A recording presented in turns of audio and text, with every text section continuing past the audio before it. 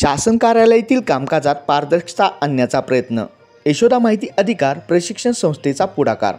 जिल्हाधिकारी कार्यालय पुणे यांच्याकडे माहिती अधिकार व लोकशाही हक्कांचे प्रभावी अंमलबजावणीसाठी दिला निवेदनाचा दस्तऐवज।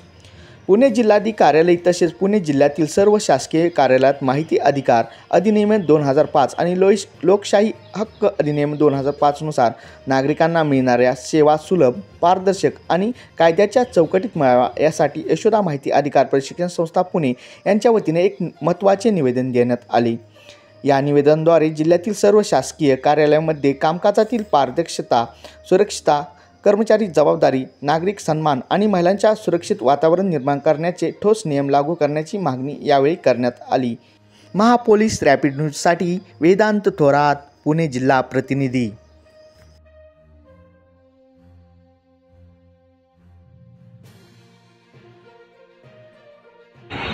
जिल्हाधिकारी कार्यालयास आरोप केलेला आहे।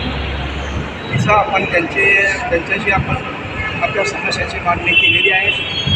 यामध्ये आदरणीय अध्यक्ष ते गव्हाणे सर, बोर्डे सर, त्यानंतर सुनील गुजर सर आणि यानंतर सर्व आपले सहकारी बंधू। तर आज आपण एक वैशिष्ट्य असं आहे की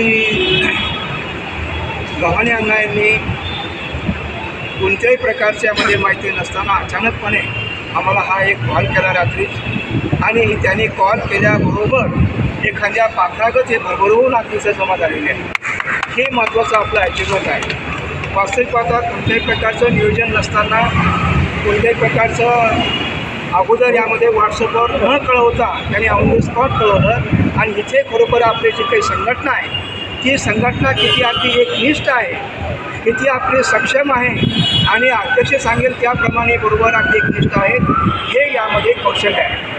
आता आम्ही जे काही नियोजन दिलं आहे या नियोजनामध्ये काय आहे की वास्तविक पाहता की याचा हा सहजशीर अण्णांनी अभ्यास करून हे नियोजन पत्र दिलेलं आहे की 2005चा जो काही माहिती अधिकार कायदा आहे तो कायदा, त्यानंतर 2015चा कायदा की जो कायदा ज्याला म्हणतो आपण यामध्ये सेवा जो कायदा आहे पब्लिक सर्व्हिसेस ॲक्ट, तर या कायद्याची कशा प्रकारची आज अंमलबजावणी होत आहे आणि सद्यस्थिती कशी आहे की जे काही GR निघतात त्या GRची किंवा परिपत्रकाची अंमलबजावणी होत नाही।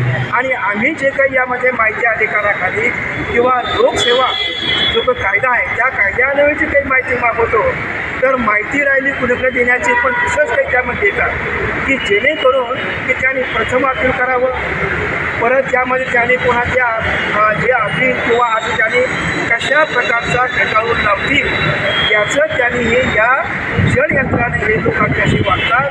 म्हणून शेवटी आपली एकी करून हे निवेदन देण्याची पाळी आहे। आमचं एकच म्हणणं आहे की हे जे दोन कायदे आज आहेत की माहिती अधिकार 2005चा कायदा आणि लोकसेवा जो कायदा आहे पब्लिक सर्व्हिसेस ॲक्ट, या कायद्याची अंमलबजावणी काटेकोरपणे व्हावी आणि जे काही त्यातून पळवाटा करतात त्यांना मात्र शासन व्हावं।